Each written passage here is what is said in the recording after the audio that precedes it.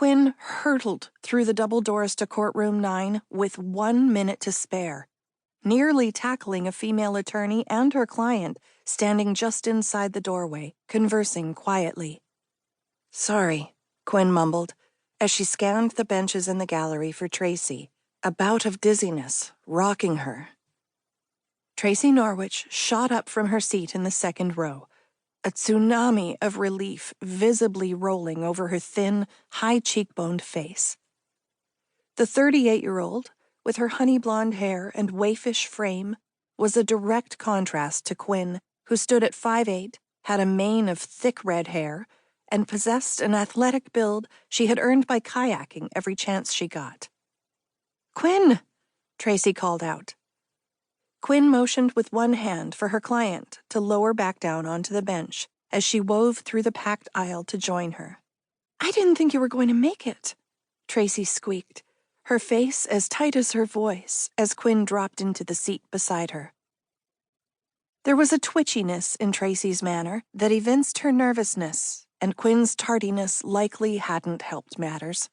Though her client looked very put together with her perfectly arranged hair and suitably austere gray dress and black heels, the dark circles beneath her eyes bled through the multiple layers of concealer she had painted over them, evidencing her exhaustion.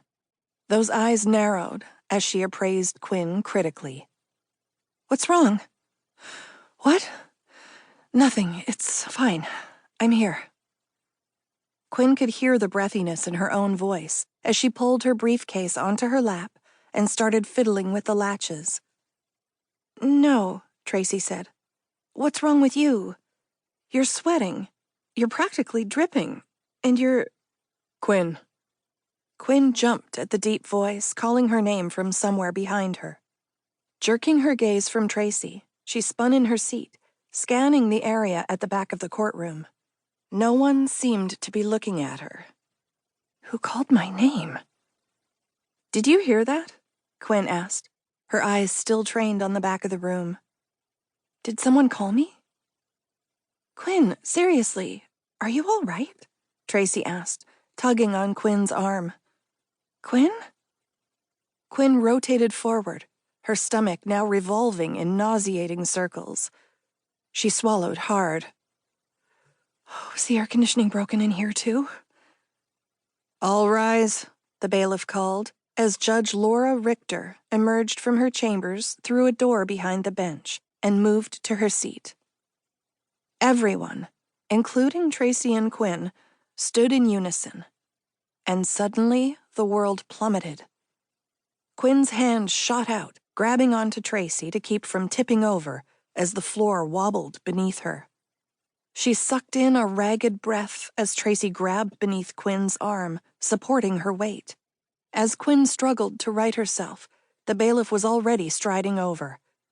He passed through the swinging gate, leading into the gallery, leaning in toward the two women. "Ms. Bello?" he asked.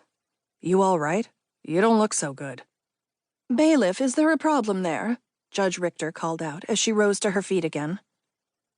"Quinn, I don't think you're okay," Tracy said, her face flushed and her voice ripe with worry. "Should you be doing this? Should we ask for—" Whatever else Tracy said, Quinn couldn't hear it. Though the woman's mouth was moving, her voice had evaporated, leaving only the unmistakable sound of the heavy doors at the rear of the courtroom swinging open. Certain dread filled Quinn, as somehow she knew, even before she panned toward the rear of the room in what felt like slow motion, and saw him. The shaggy man from downstairs, the one who had been watching her in the elevator vestibule, was headed straight for her. His black, malevolent eyes were locked on her, his shoulders bearing forward as he reached inside his gray windbreaker and whipped out a gun. "Gun!" Quinn screamed. The room erupted in shouting and frantic movements as Quinn wrested the deputy's sidearm from his holster, pointed it at the man, and fired.